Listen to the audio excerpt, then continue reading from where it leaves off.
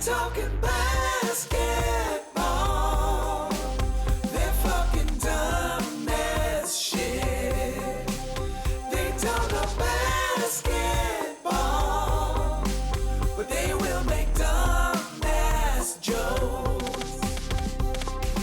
Hello, everybody, and welcome to Pod Don't Lie with Sam and Stav. We are coming at you right now, live, right off the heels of. If you were judging by Sam's enthusiasm, right off the heels of the Knicks going to the conference finals. Julius motherfucking Randle, 27, 17 and 9 or whatever he was. Yeah. Fucking the Hawks have a real rebounding problem. Yeah, they do. Trey Fuckboy Young, you breathe on this little bitch, it's a foul. Every Wow. time. Look how this is flipped. Look how this is flipped. Steve Nash fucking called him out even for it. His hero, his childhood hero. Yeah. That little movie does where he dribbles in and then just The Chris Paul. That's the Chris Paul, dude. Paul's a tough guy, dude. Trey Young. Oh, yeah? Trey Young ain't a tough guy. Trey Young ain't built like CP3. Wow. I know the Knicks are fun to watch again because I'm starting to hate the players we play against. Yeah, hell yeah. This is great, man. Sam is fucking fired up. The New York Knicks just beat the Atlanta Hawks 113-108. That's why fucking Sam is pumped up. And how about the third quarter when it looked like we were about to quit. A great game. I have to listen. Okay, let me give a measured human being's response to this game. It was the Knicks showed incredible fight. What I love the most out of everything is, yes, they were down big in the third, come back. What I really love the most, though, is that Tibbs rode Quickley. Yes, and he should be riding him more. He should be getting more minutes. Yeah, and the Payton, listen, Alfred Payton's Alfred Payton.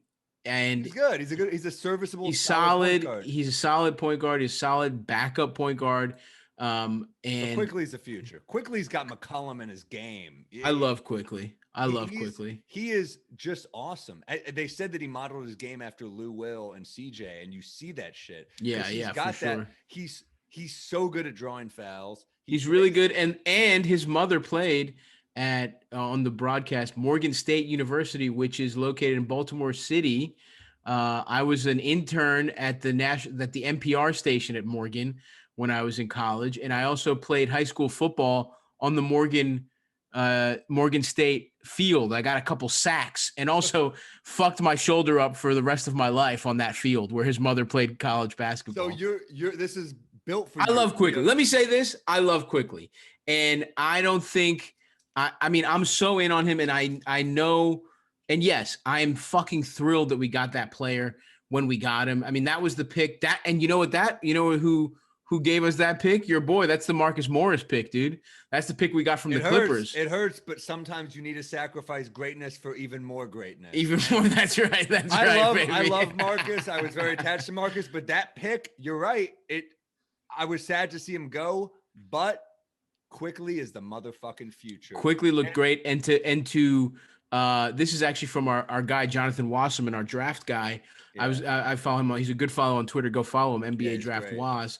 But his stat that he tweeted was that Payton tonight had 14 points on 18 shots and was minus 11. Quickley 16 points on 7 shots, Alfred plus Payton 17. 18 shots. 18 shots, 14 points. It's a lot. I mean, brutal. The thing about Payton is like, I look at him and I know he's a serviceable point guard, but I look at that starting lineup and that backcourt of Payton and Bullock. Even though Bullock is a good shooter, it scares me in an NBA. Well, but here's the thing. What's interesting, they don't close with that. I mean, Tibbs closed in a real game. He closes with Rivers and Quickley, which I think love Rivers. Is the right move. And listen. Rivers' dad Doc was a Knick, and I remember that was like one of the first teams I remember, and Doc was a bad man, dude. Yeah. He was a tough dude, and I think Austin has become a really tough player. Yeah, and listen, he played good defense on Trey, got an offensive foul on Trey, and you're absolutely right. That cocksucker does get every fucking call. Every call. And he doesn't even listen. Harden, you could argue that we're hypocrites here because we love Harden and he does the exact same shit. But you show me a time when Trae Young is out getting pussy and still comes in and drops 40. For all I know, he's in Atlanta, so it's possible. If I but see I just credit don't card see him. receipts, I'll go back on this, but I haven't Yes, seen that. yes. Now I want to know: Harden also goes hard to the rack. Trey does that fucking bullshit where he goes like it's like out of the way. It's like the dude when you play in the park and like foul, and you're like, shut up, dude. Hunting for the foul in a way that's like despicable in my opinion. But also, I mean, yeah, the Hawks have had a really interesting season. I mean, I'm not gonna lie, I thought the Knicks were gonna lose this game, and when I was watching the game, this was shaping up to be the perfect game for me because what I want this season is for the Knicks to show for the young guys to show real fire, real improvement, and for them to lose a lot of close, fluky heartbreakers. Here's what I will say, so that the record could stay low. This team has a lot of pride. Like Austin Rivers even commented on the Knicks Instagram and was like, I want to be patient. We're doing it the right way. Like he wants the wrong thing. Because like I think he knows what it means to be a Knick. A lot of fucking pride.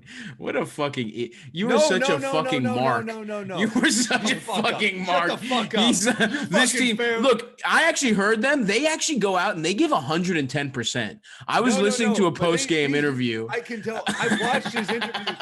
And you can see the emotion. Okay, they actually leave it all out on the court. I don't know if you know this about them, but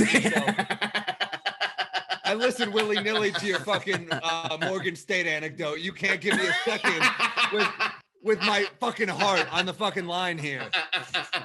Now, what's his name? Rivers plays emotionally, and I love that about him. I haven't watched him enough, and now I'm watching him. I'm like, I love how this dude plays. Like, I really think he's a great off the bench guy. Yeah, I told you I wanted him to go to the fucking Bucks now, for that contract. Julius is looking like a very smart player. I think he is just a much improved high IQ guy now. This is the crux of our disagreement over the Knicks here. I am 100% with you on I want to see them do as well as they can. Like I want to see the future. If you told me that the players on the team that will end up when this team was building towards a contender, you put whatever players are going to actually be on that team on the floor.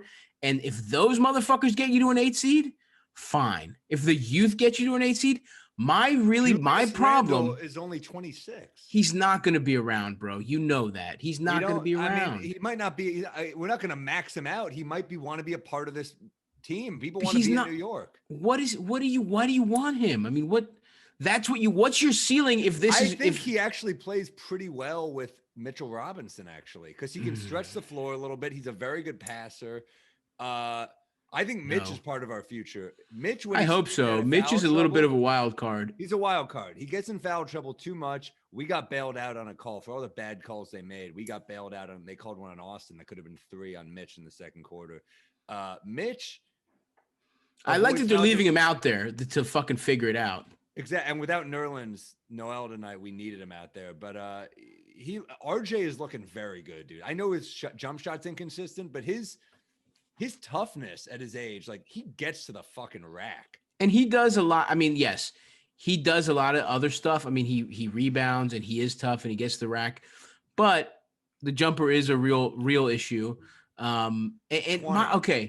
I just think, Sam, here's my only, and we had this conversation over text, I know about right? the draft. I know you're worried about the draft. All I'm saying is if we are riding Julius Randle to a 9th place finish in the East and a play-in game, what does that really do for us in that's exciting, but in 3 years we'll look back and we'll see the fucking players we lost out on. Okay, and Stavros, let me break it down to you as a Knicks fan for a second. Yes. I've been in prison for 20 years. I get out. I meet a woman and you're like, dude, you don't have a future with that woman. I'm like, just let me get fucking something. Yeah, okay, fine. Let me feel good for a day. All right, but what if I was to tell you if you getting sucked off by that lot lizard means that the love of your life is actually going to fuck your friend who didn't get pussy that day? What about that? How about this, Sam? I come out of jail. I decide, you know what? I'm not going to fuck her. I'm gonna bottom out and jack off here in the underpass until I'm arrested, and then I come out and a woman feels so sorry for me that she takes care of me, shaves me up. I'm her little fat prince. While you're over there, you're making a life. I had to jerk off under the underpass for that metaphor to. Well, I don't know why. I needed something in comparison to losing. I guess jacking off under the underpass is being the last team in the East and getting sucked off by some horrific woman with pock marks and a lazy eye is getting the what 9th Knicks seed. fans are celebrating, what you don't understand is we're celebrating that the culture is back on track, and that is something to celebrate. The culture has been bad for a long time. I'll give you that. Yeah. Clearly the culture has been made right. Tibbs is clearly a very smart coach. Leon Rose is being patient, which is not something we normally do. We haven't even really seen Obi Toppin yet, who I think could be at least a solid rotation piece. So even though Quickley could turn out to be the better player, I mean, we don't know yet. Totally. Quickley is looking so. Quickly looks like a good. starting guard. It's going to be our starting guard. I love Quickley. I fucking love Quickley. I have get no a issue with Quickley Quickley jersey right now, dude. Yeah, I know, dude. It's getting to the point where I'm just looking at Frank like, damn. It's like I'm still. I feel like I'm going. I feel like in Goodfellas when I'm gonna wake up one day and Frank is has the gun over my head and he's gonna be like, I know you love Quickley. I know you've been fucking Quickley. I thought I'm your crush. I'm your point guard. You've been talking about me for 3 years, and I'm like, Frank, relax. I love you, dude. I love you. Then I'm blowing lines with Debbie Mazar in the fucking. Yeah. Oh, yeah. Yeah, we're like, no, and then we just like, get you fucking lunatic, and we trade him to the Hornets. which he'll hate, but will probably be better for him long term. Yeah, I mean, how about Dennis Smith Jr., who it's almost like you forgot he's even there. It's sad. It's tough for that guy. Yeah. Because I really think maybe he still has a future. It's just not with us. He has something. It's just. Yeah. Tough. And listen, dude, I'm a couple more wins from just saying fuck it and hopping on the bandwagon. But I just think, again, I have looked at this draft a little bit because I don't know. We were just so in draft mode that I was like following a couple podcasts and I kept listening to their big boards, and the kinds of players that are available seem like they would be perfect for us. Cade Cunningham, Jalen Suggs. I mean, just these big point guards. Suggs looks dude. like a fucking killer. That's the thing. But I need to celebrate a good And if player. I was to tell you that if we just here's the ideal thing, dude. I can't root to tank. I'm a fan, so I'm not gonna root to tank. Yeah, I guess. I watch the games. It's that's easy to say when you're a casual fan and you're like, just fucking lose. No, I'm in it with these guys. I watch. I love them. I know. And you do watch every minute in a way that I don't. I mean, I watch probably half the games fully, and Dude, I flip I'm around. invested. I love these guys, and I really you make fun and of you have river shit, but players come here and I think no, I bet his dad was New York's fucking special. It is. His dad told him. His dad said, "I don't want him on the Sixers." When they Morey asked, "We have a chance to sign him." Huge mistake. 3 years, $9 million for him is a bargain. I think. Yeah, I actually think that's a good. I think that's a good contract. I think it's a great deal. Anyway, whatever. I'm close. I'm close to just being like, "Fuck it, let's do it." But yeah.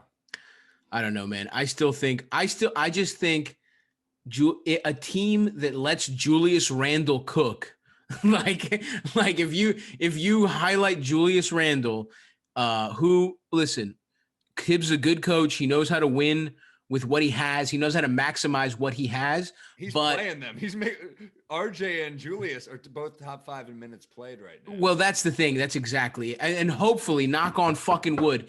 Here's the thing. If this continues when Obi comes back, then I'm really fucking scared, and then I'm really pissed.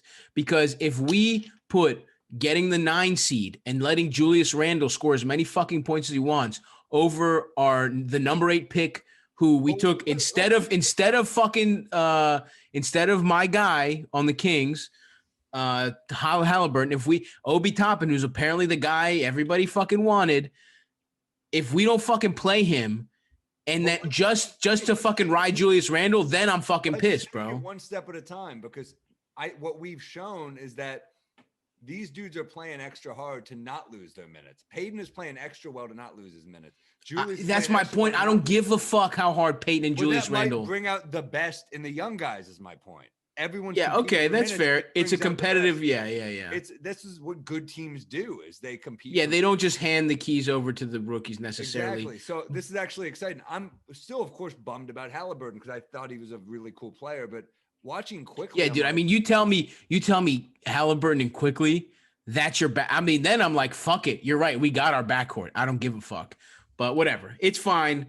I hear It's you. still. Listen, I just think you are discounting a lot of what Randle is playing smart basketball this year. I watched him a lot last year. my whole point And with I know, Randall but is I watched that him last year, and he you're not fucking winning a was championship if Randall's your fucking guy, bro. But he's not going to be our only guy. We'll have a bunch of guys. Is the point? Who I wants don't- to play with Julius Randle? Okay, that's okay. Okay, and I'm gonna make this point, and then we gotta stop talking about the Knicks. But that's who wants to play with Randle? Like, well, the point I was trying to make is Tibbs is a smart coach. He's gonna maximize what he has.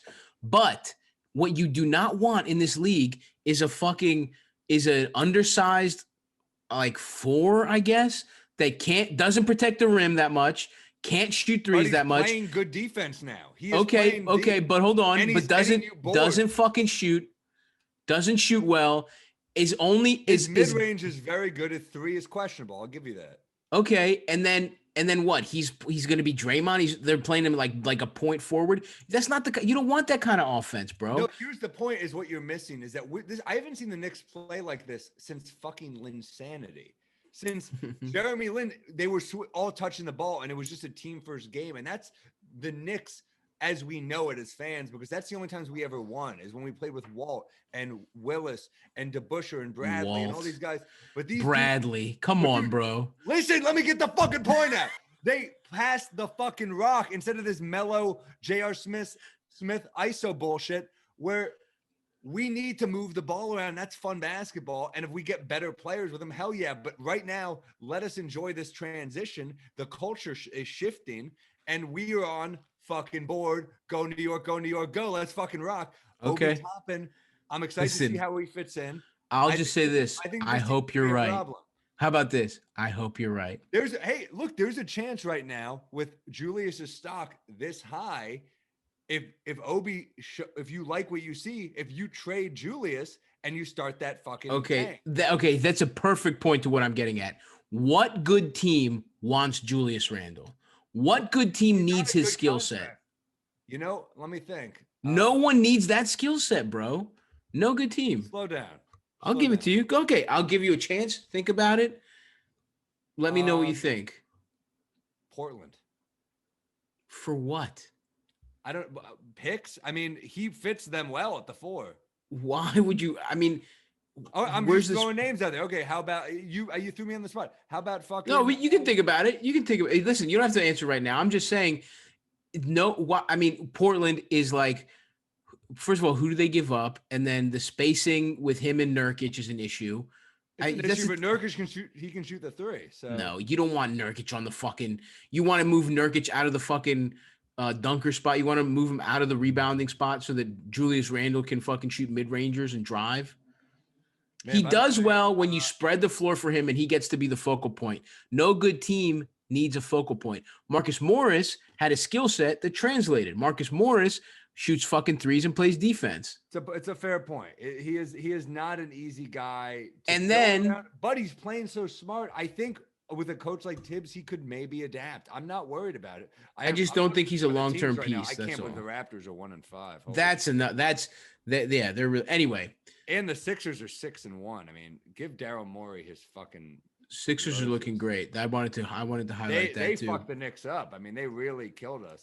Yeah, I mean, the Sixers with Embiid playing, they lost. The only game they lost is when he wasn't playing against Cleveland, and which is a shame because him and Andre Drummond, he owns Andre Drummond, dude. Yeah. He fucking like every owns big man him. Kind of hates Corey Anthony Towns. Kind of hates Embiid too, but Embiid is centers like that eat us up. I mean, we beat the Cavs, but Drummond ate us up. I mean, tough centers We've eat the Knicks transitioned. up.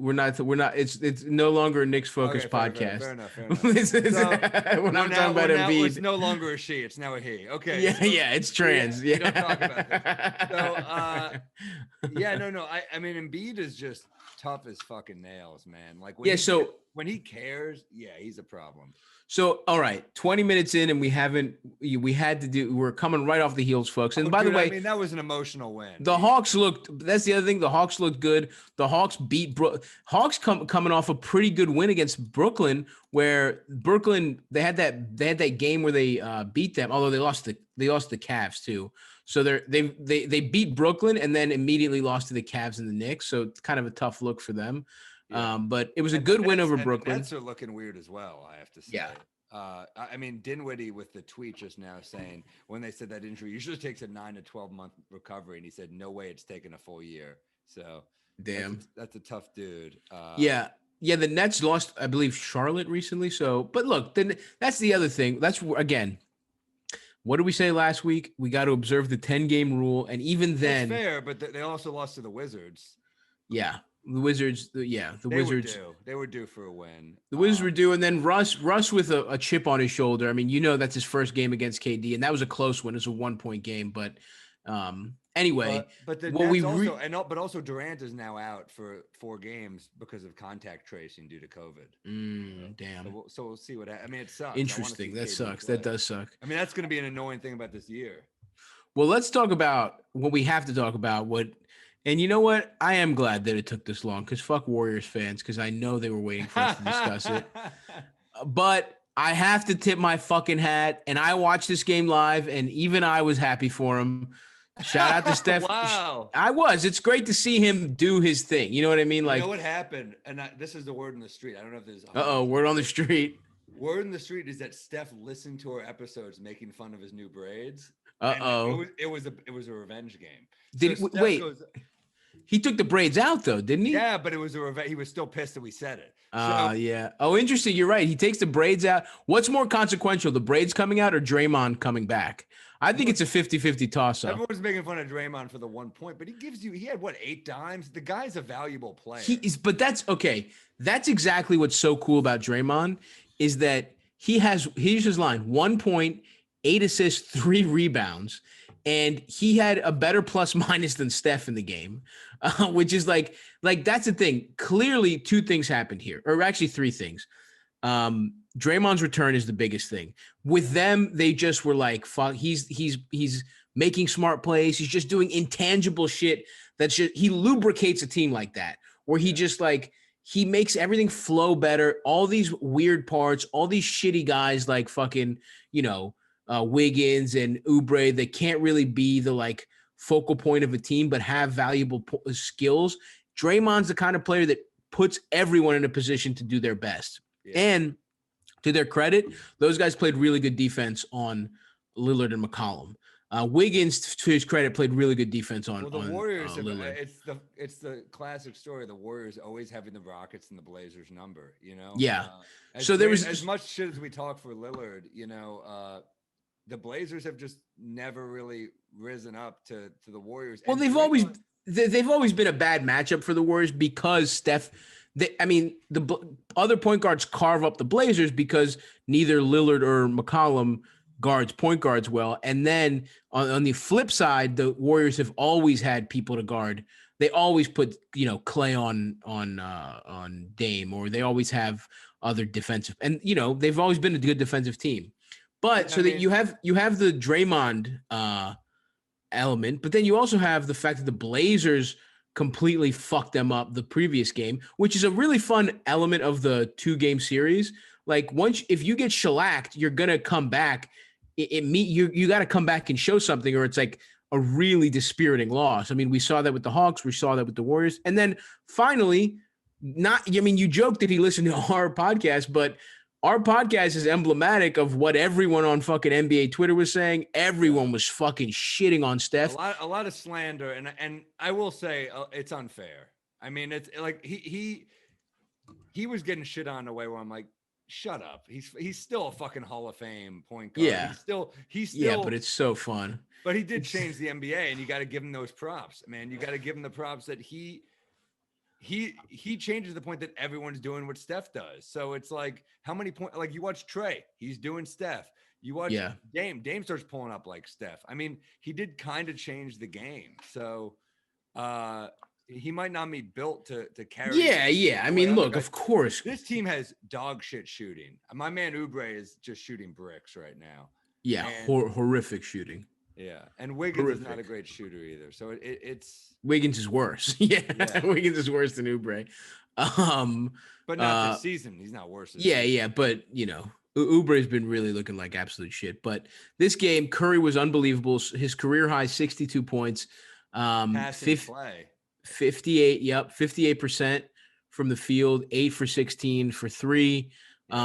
Dame, he had 36, but he shoots 41% to Steph's 58.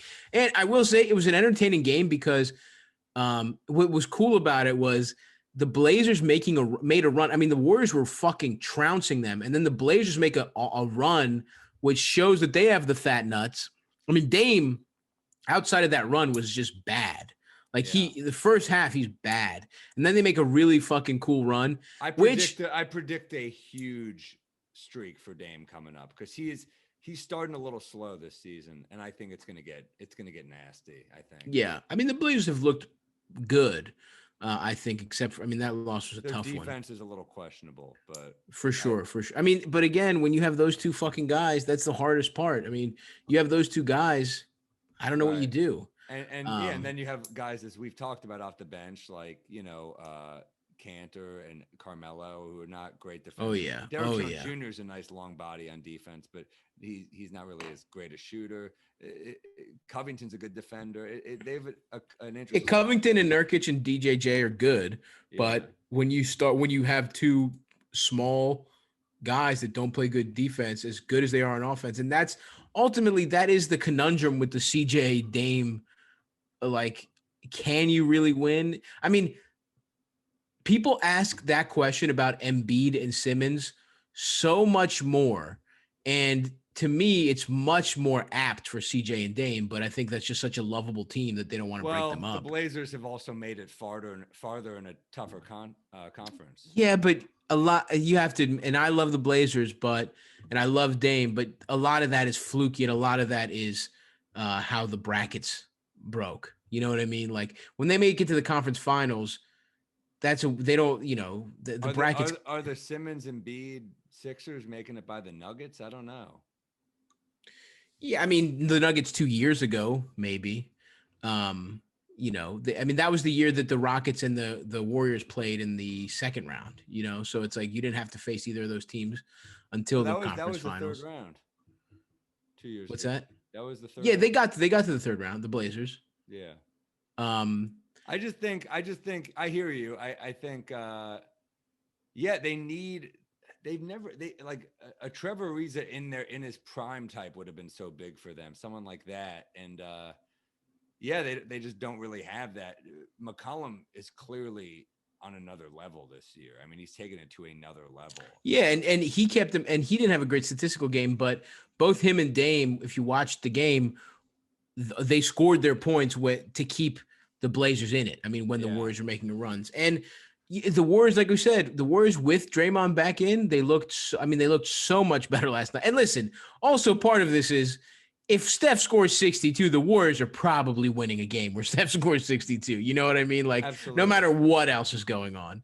But it is like, this is kind of what you want to see out of Steph this year. It's like, well, you don't have Clay, fucking show up, like do this shit. Yeah.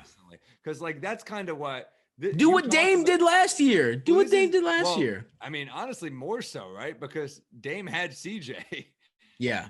He doesn't have a guy at CJ's level to play. So we want to see Steph drop 50 a bunch. We want to see him go off because, he should be, honestly.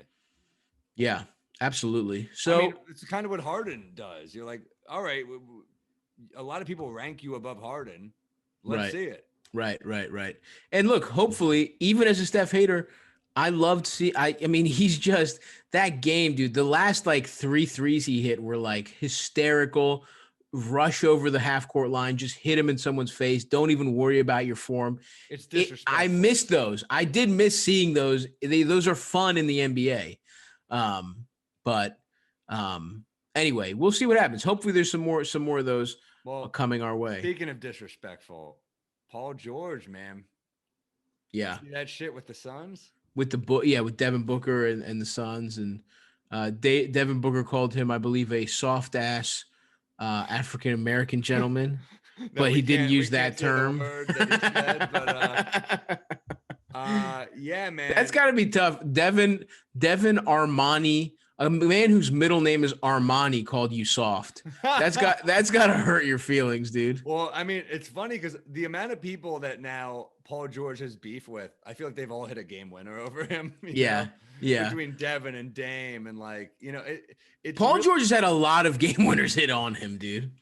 Well, and to his credit, it's because he is an elite defender, so he's going to guard the guy taking the shot. But I mean, Paul George, it's weird. I know he's great. I know he was unbelievable in that game, and he's playing great basketball this year. But he's not a likable guy.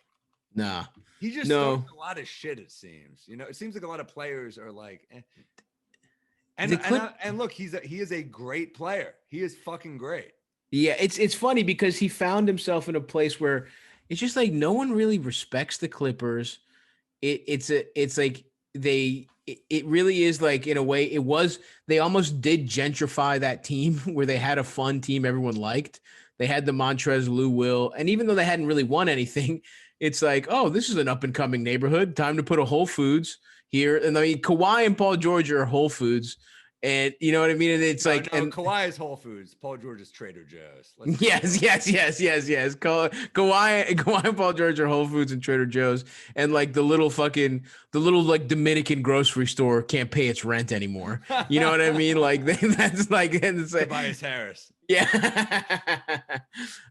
Which is, you want to hear something? Okay. So speaking of the disrespect on Paul George, on YouTube, there is a compilation called NBA Game Winners on Paul George.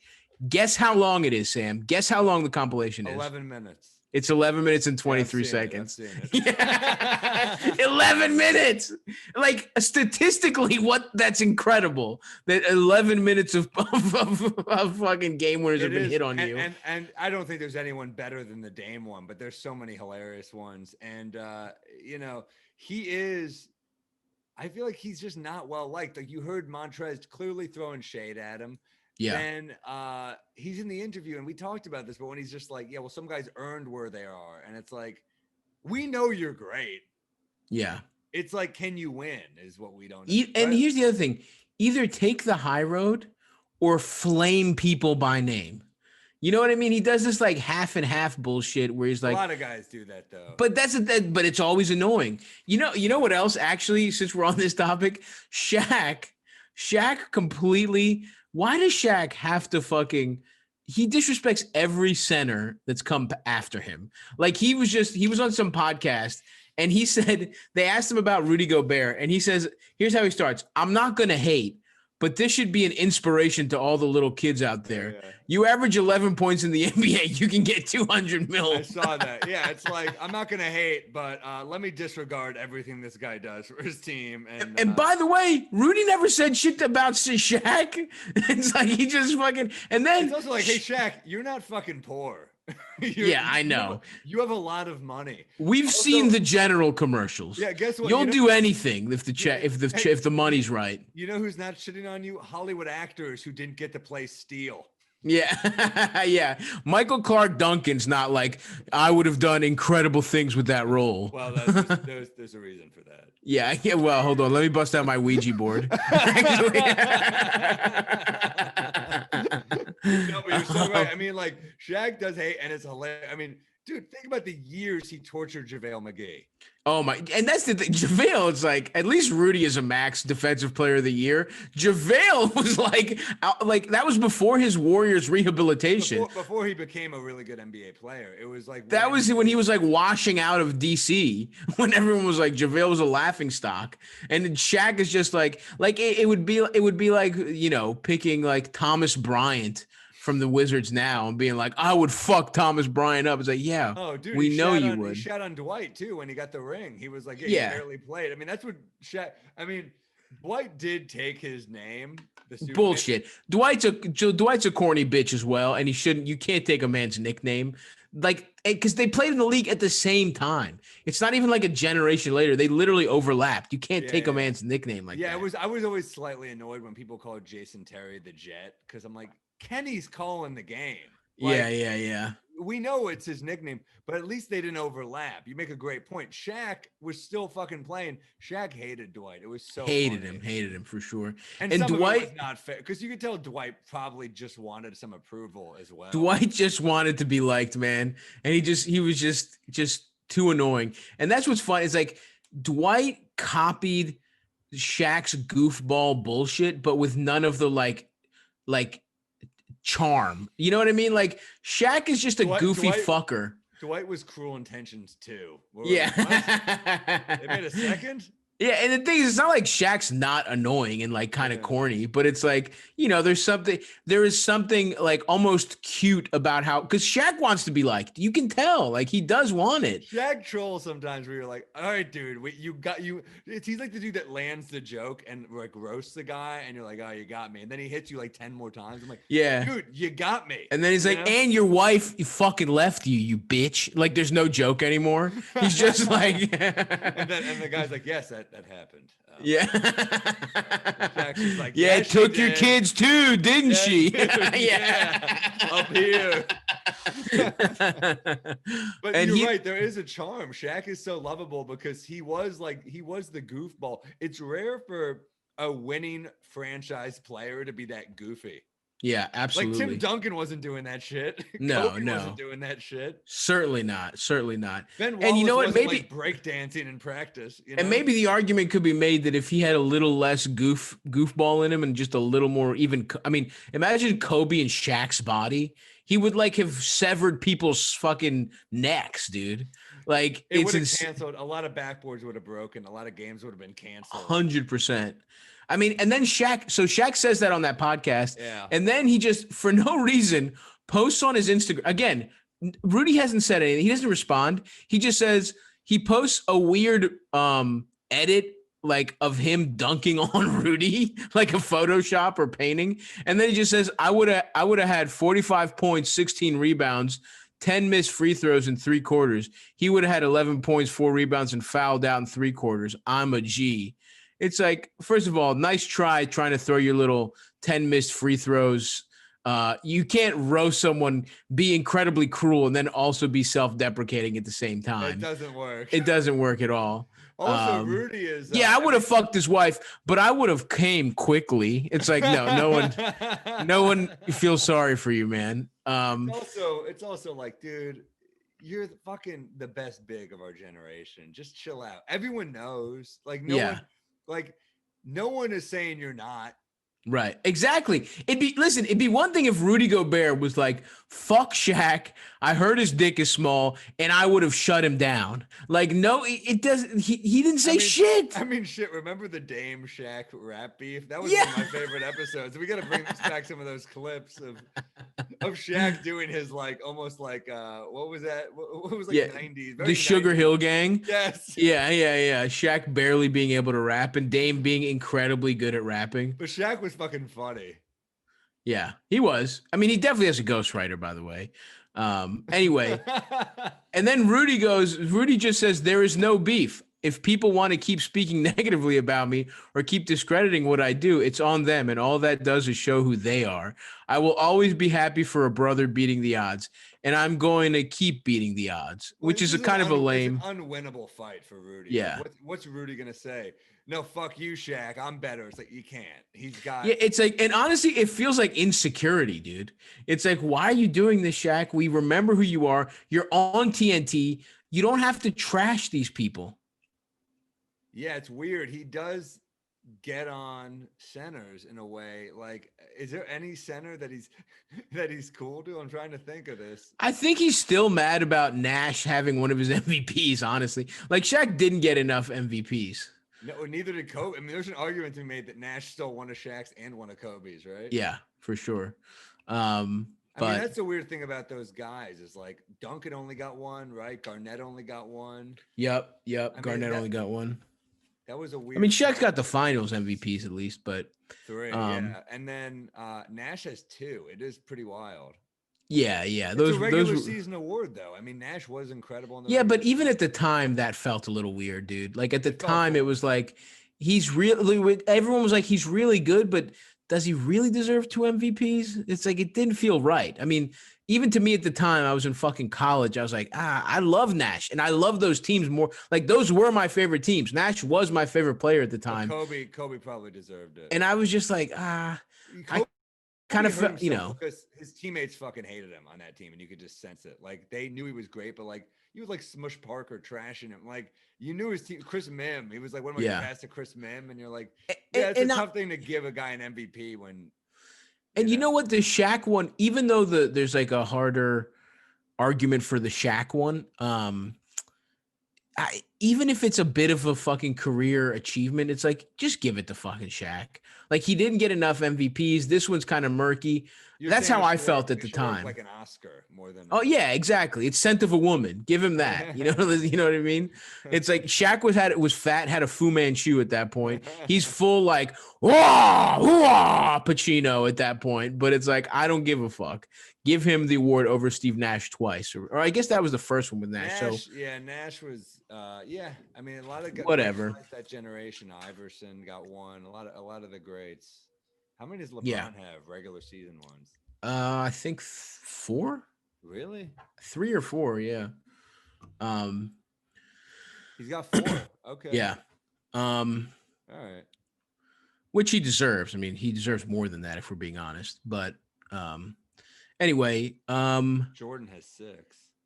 yeah, Right. absolutely. Or Yeah. 6 finals MVPs. How many regular seasons? I think he has 6, or actually 5.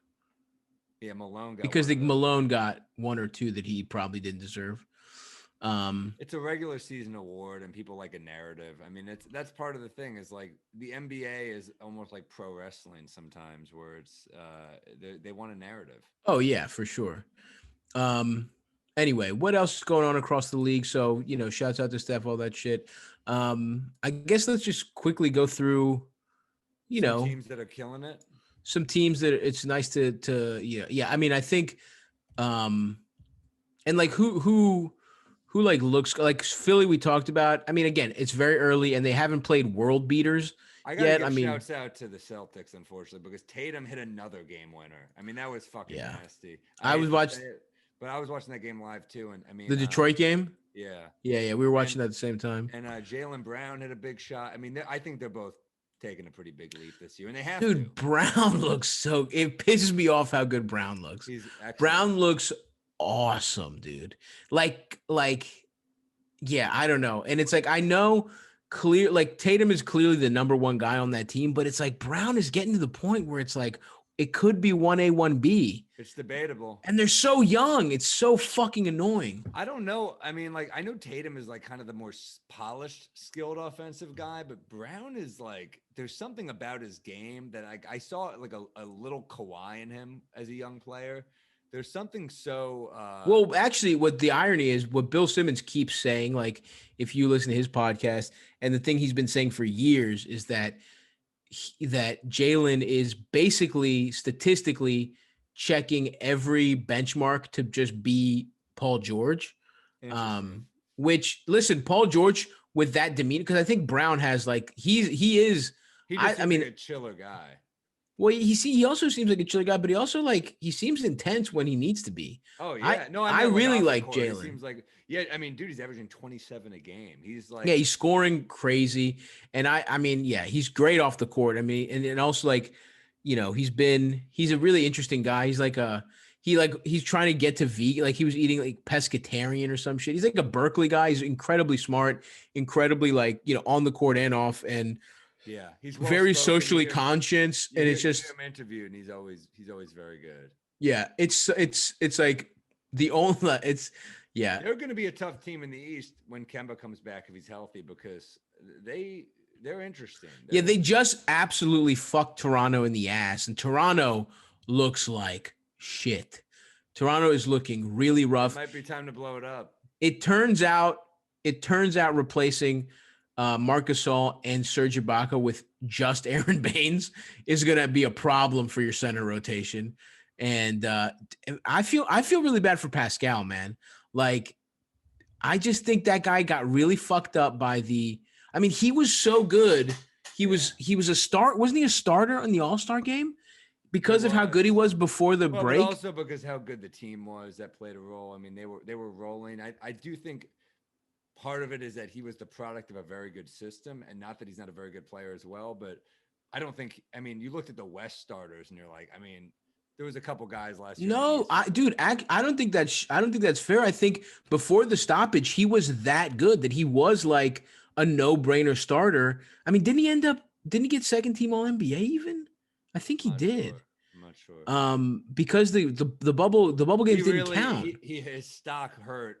Like, he fell off a fucking cliff on the bubble, and it's kind of and again, if he's the kind of guy that really likes routine, because that he's clearly been the kind of guy that has been hurt by this, you could argue the most, right? Like, in terms of the great player, like the top players in the league, who's been hurt the most by this weirdness from coronavirus?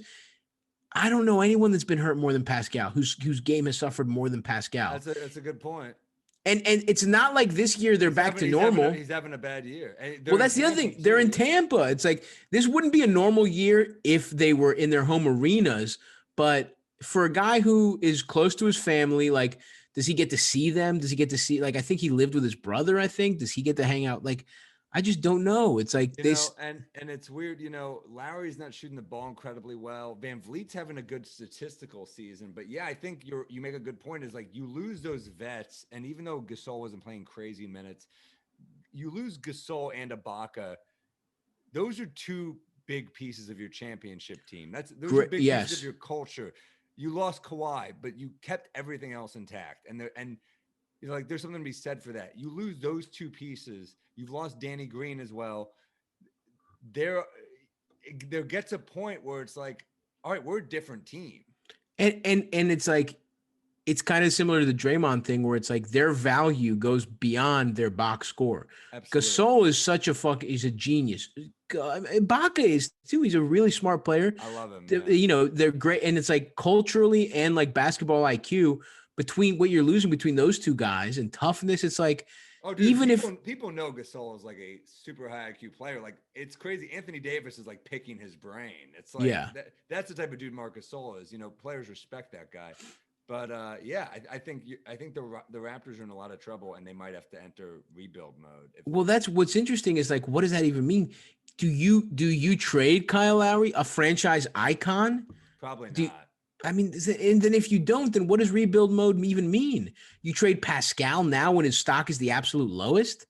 I don't think you do that now, for sure. And I think you can't. Although, what about this? I don't think they're this bad. I can't accept that they're this. I don't think they are either. But how about this though? What about a package centered around Pascal for James Harden? He doesn't want to go to Toronto, even though the strip clubs there apparently. He's got 2 years left on his deal. Yeah, what if they kind of redo the Kawhi? He doesn't fit that team at all. What if they get PJ? You throw something else in. You get PJ Tucker. I don't know. And PJ Tucker, Baines. And then you bring Lowry or Van Vliet off the bench? No. Well, yeah, maybe, I guess. I don't know. I'm just fucking throwing shit out there. There's something said to be about those guys like Harden, like, as great as they are, other like kind of system guys clearly don't love playing with him. Even I was watching Trae Young tonight, and I was like, this guy's a great player. He's a great passer. It's a lot of guys standing around and waiting, and there's something about that like, yeah. Even when you watch the Lakers, you're playing with fucking LeBron and AD. They're not just dribbling it out. They're moving. Right. For sure. They're moving around. Although it's like, it's interesting though, because sometimes what we see visually, like Harden, like the Rockets are a better offensive team than the Lakers last year. It's not even close. I mean, the Lakers weren't a good offense. They won on the strength of their defense. The Hawks are a really good offense this year. But don't you think that when your offense, people are getting touches, that brings out their best defense? I think when you're sitting around and waiting, when a guy's just dribbling around on offense, I think your defense I think you lose a little bit there because you're just like, all right, here we go, Right. another possession where I watch James Harden dribble. Right. It's the way the old Pistons used to run a couple post ups for the Fro, Tayshaun. Ben Wallace. Oh, Ben Wallace, yeah. It's like Ben Wallace was a horrific offensive player, but you got to give him some touches because he's But busting his fucking dick on defense. He was also so athletic. You like make sure you get him a few alley-oop lobs too. You know? Yeah. I mean, I'm interested in what the Hawks do with their offense because I thought they were going to win the last game. Their offense is excellent. And dude, Hunter is looking fucking good. Steal. Really good. They drafted very well. If him and Reddish become something, that team is deep as fuck. Reddish has looked good too, dude. He really has. I'm not as high as him as you are. I think there's something there. I think Hunter is very impressive, and but it's like those guys have made a leap already. It seems like, and they also, they don't even have Gallinari, who I love. So yeah, dude. Collins was Bogdanovich playing today? He was, yeah. But Collins, interesting. I didn't see him that much. I'm pretty sure I saw him miss a few shots. Yeah, I'm pretty sure he played. Yeah. Anyway, yeah, he did play. He only played 18 minutes. Maybe he was hurt. Yeah, Rondo was hurt as well. I mean, they have a lot. This is the Hawks are a deep team. They defensively don't scare me. They're interesting. I thought Lloyd Pierce did an interesting job where he wasn't doing doubles. He was kind of just doing a lot of man on man. But like, I think that's smart because first of all, you have to challenge your guys to guard Julius Randle, but the Knicks don't have that great of shooters. But if you leave them open, they can make them. That's a fair point. So if you just guard him, you think he can't. But it didn't work for them obviously this game. I do think their offense is going to be scary this year. But I think the Hawks are still a very good team. Yeah. And the problem is John Collins is really good on offense, but he's not that tough on defense. But anyway, other teams, and by the way, just we're recording this as the late game is going on. It's 11 Eastern, and the Warriors are waxing the Kings as we speak. So they might be putting a little something together with Draymond out there back. Oh, by the way, did you see Marvin Bagley's dad said trade Marvin Bagley? What? Yeah. I love it. I love what the NBA is right now, man. There's because dude, they're playing Rashawn Holmes over Bagley, which they should. He's doing a better fucking job. I love when dads or wives or anyone gets involved. I know. Yeah, I don't know, man. Steph's already got 21 so far in the first half, so he might be. You know what? He might have felt the disrespect and been like, "Do you motherfuckers know who I am?" I think we all forgot. I think you and I. No. Yeah, I didn't forget at all. You I was fucking correct. hated. He needed Draymond back, and without Draymond, he's not doing any of this. He's losing to the Kings right now. That's a fair point. Draymond's value is important, and also with Clay, I mean, this reaches new heights. So yeah, they are still contending. What I said honestly stands, and of course I was when I said Stephen Curry is a replacement level point guard.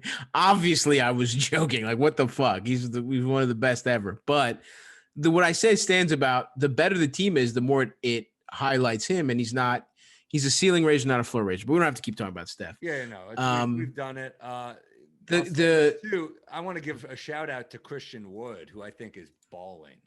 Yeah, Christian Wood's good. That guy's fucking balling. That's a good contract. 3 years, $41 million. Well, since we're giving shout outs, I want to give a shout out to the Chicago Bulls for beating the Dallas Mavericks yesterday. And you know what? Keeping up pace. They're one game behind in the battle for steak, and I haven't quit on my boys. And you know what we need to do?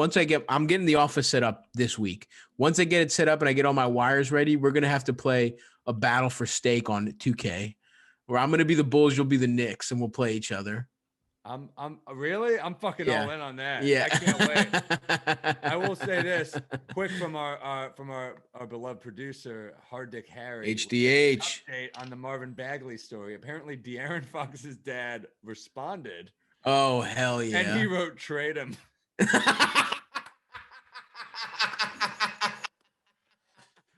Hilarious. Can I say this though? I was watching some of that game, the Rockets Kings, and healthy John Wall kind of took De'Aaron Fox to school a little bit. Dude, healthy John Wall has a lot to prove. And you know what? He's looked good. He's looked so good to the point where you're like, damn, did the Wizards lose that trade?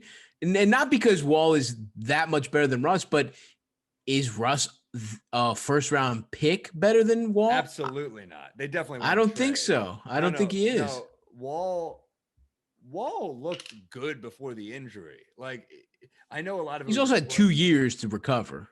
Yeah, I mean, Wall is looking really good. Boogie got thrown out tonight.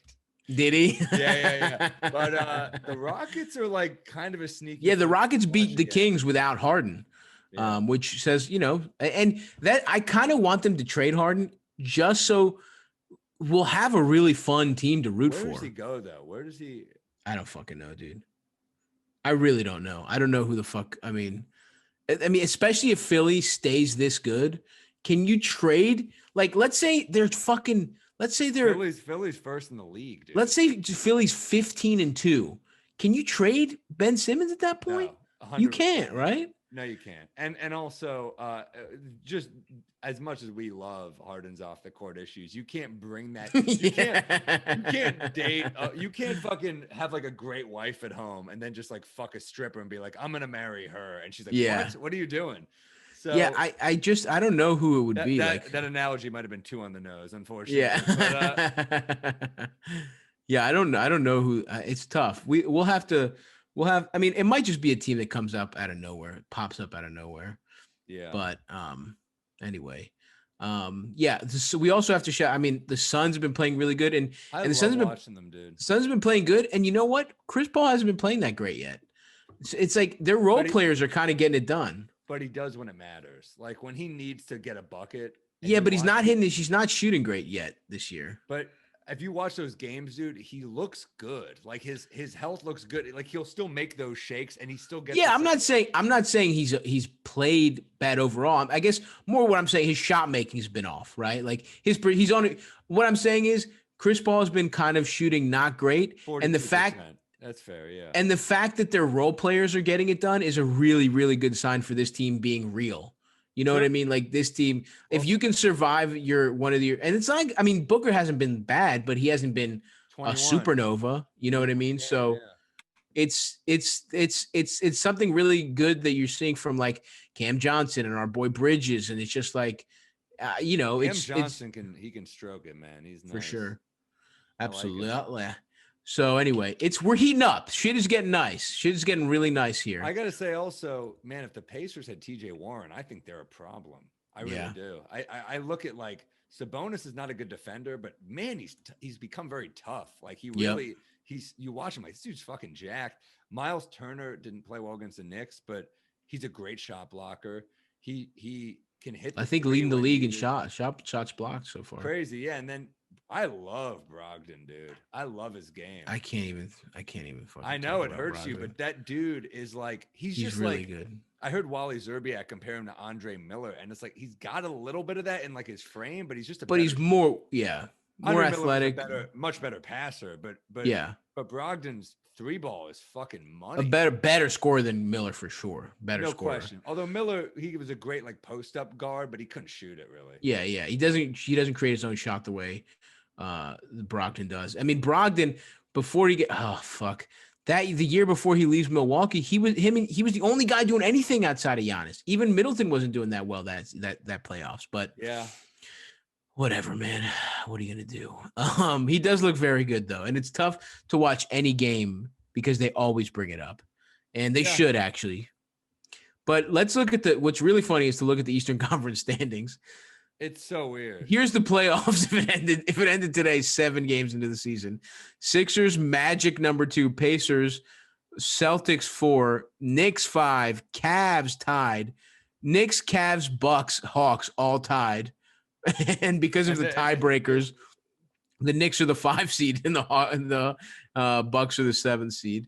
We've beaten the Cavs, the Bucks, and the Hawks. That's fucking hilarious, dude. Oh my god! And I think we beat them all on the road. Here's who's out. The road doesn't even matter anymore. Yeah, but it's still trolling. They still do the boo, and they still do. Yeah. I think statistically, I was But it's listening also to. traveling as well. You're still traveling. Yeah, that's true. You're in a hotel versus being at your own home for sure. Yeah, yeah. Although apparently with the COVID shit, they just have to stay in their hotel rooms. It's fucking brutal. But missing the playoffs in the East today, as of today, would be the Heat, the Nets, the Raptors. The Nets are in trouble because You know, they're gonna make it, obviously, but they're in a little bit of trouble because you're losing KD for 4 games. You lost Dinwiddie. Dinwiddie's gone. Yep. You just I think it's just some chemistry. Harden shit. panic trade. You know what I'm saying? How anyway. about yeah? Who else who's not in it? The Bulls are not in it. Hey, listen, 3 and 4. We're nipping at the fucking Knicks' heels, Are baby. the Wizards? Do the Wizards get hot? They've won 2 straight. Do they get hot? Yeah, they won 2 straight, making them 2 and 5. Well, maybe it takes them a minute. I look at that roster and I don't think they're that bad. That's why it kind of is a little shocking. But maybe I'm over. Westbrook is, and I'm not saying it's happened yet, but when Westbrook is going to fall, when he declines, he's going to fall off a cliff. I was listening to a podcast where somebody compared his game to Iverson, and I thought that was a really good comparison. Not that, I mean, obviously Iverson's a smaller guy and he's athletic, but he's not the dunker Russ is. But totally get that. The way, I mean, both those guys, it's like you're playing a video game and you're holding the turbo button down the whole time. That's how Russ and AI both played. And AI was a smaller guy, so it's going to be even faster for him. But with Russ, when it goes, I just feel like it's gonna go, dude. It's like he doesn't have much to fall back on other than his insane athleticism and his motor. Well, and especially with his jump shot falling off a cliff as well. Yeah. So, yeah.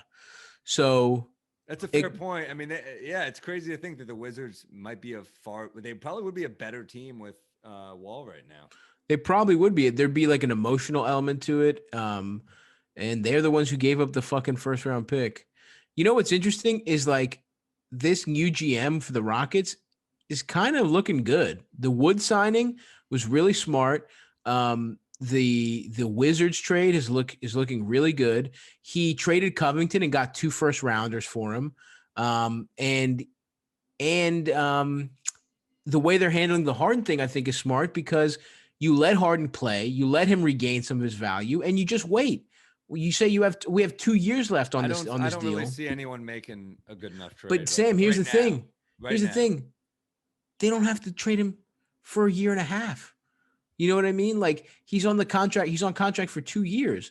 If they could get this quality of offer next trade deadline, you know what I'm saying? So they have nowhere to go but up. And whatever.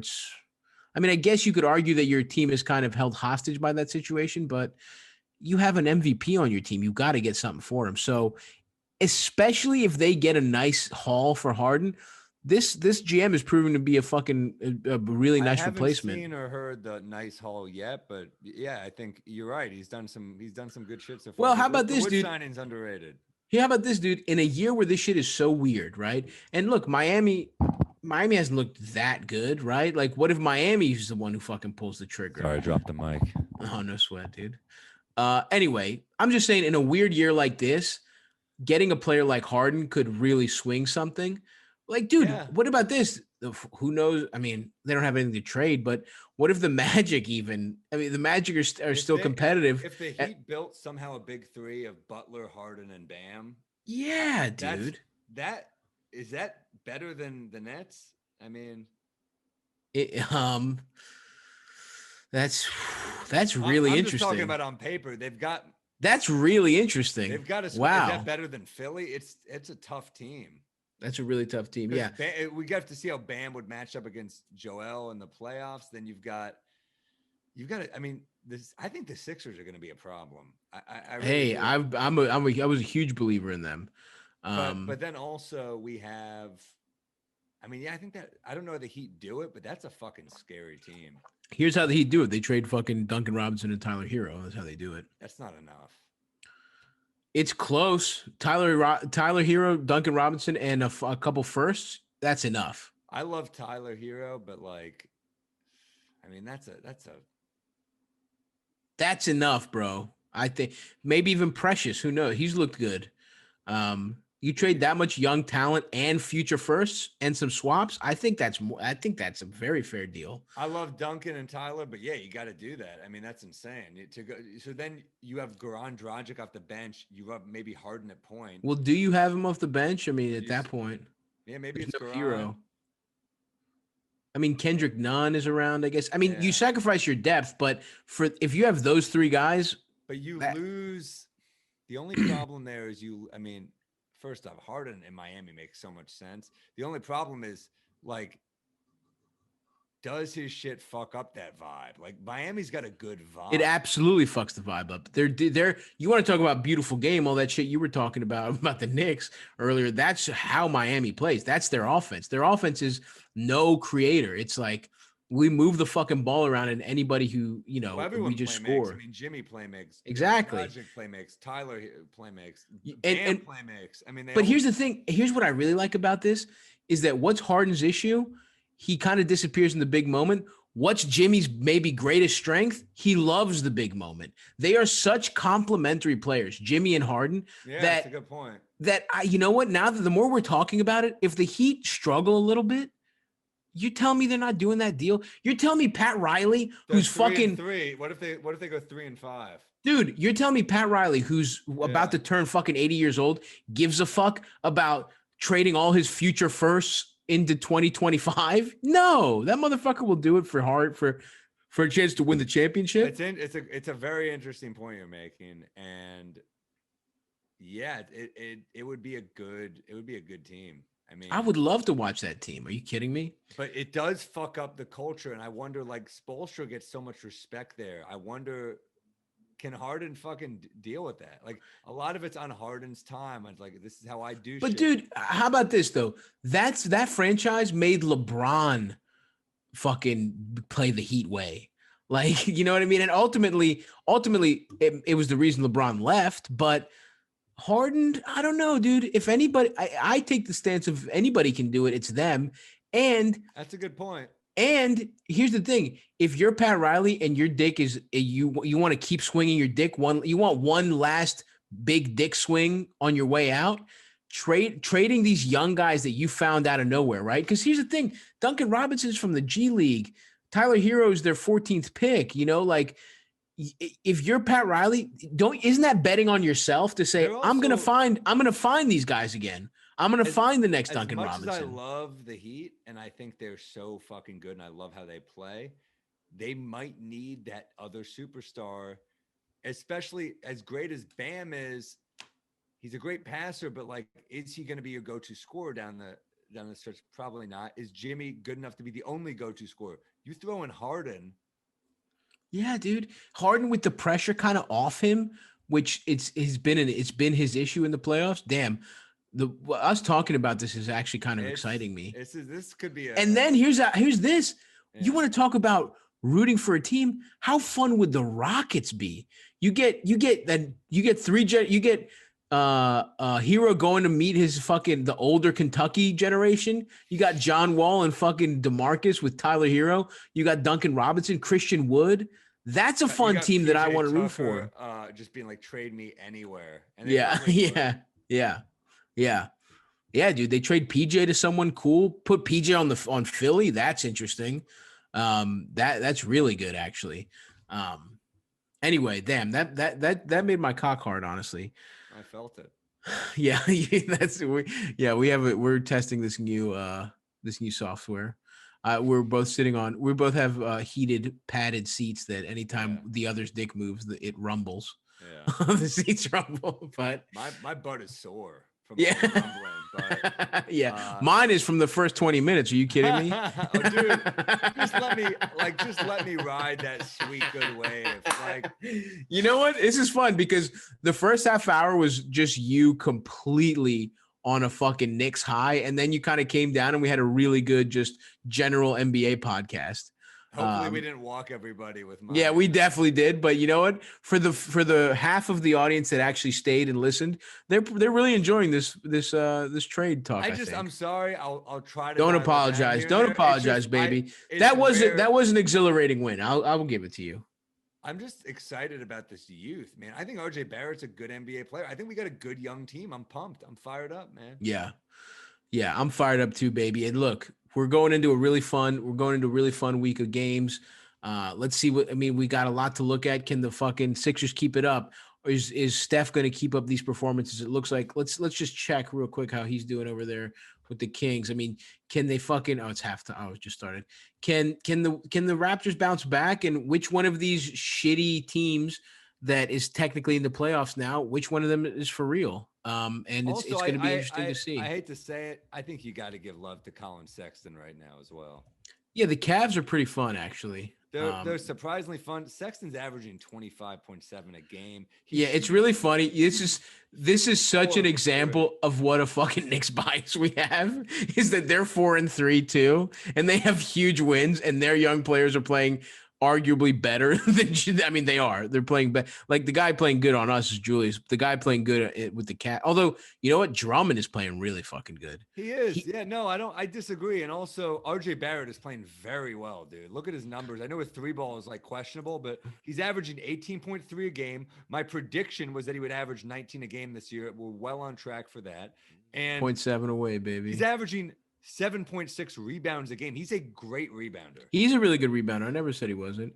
Sexton's got averaging 25, 2 and 3.5. So that's not great, but 25 is fucking crazy. No, Sexton is quick as hell, and I like that little thing in the back of his hair. It's kind of fun. Yeah. Oh, and didn't he hit a game winner the other night? I don't know. I haven't been following them that closely, but he's hooping. I like him a lot. And Drummond is either going to get paid there or somewhere else. And Garland's 17, 6 assists and 3 rebounds. I mean, they're playing that backcourt's playing good. And Drummond should get traded. I mean, that motherfucker, 14 rebounds, 16 points. Anyway, folks, that's going to do it for us. Thank you so much for listening. Congratulations to Steph for not being totally washed, it turns out. And congratulations to the Knicks. And we're excited for more hoops. Thank you so much. Listen to us. Subscribe to the Patreon. We're doing some heaters over there too. We'll have another episode Friday, likely over there.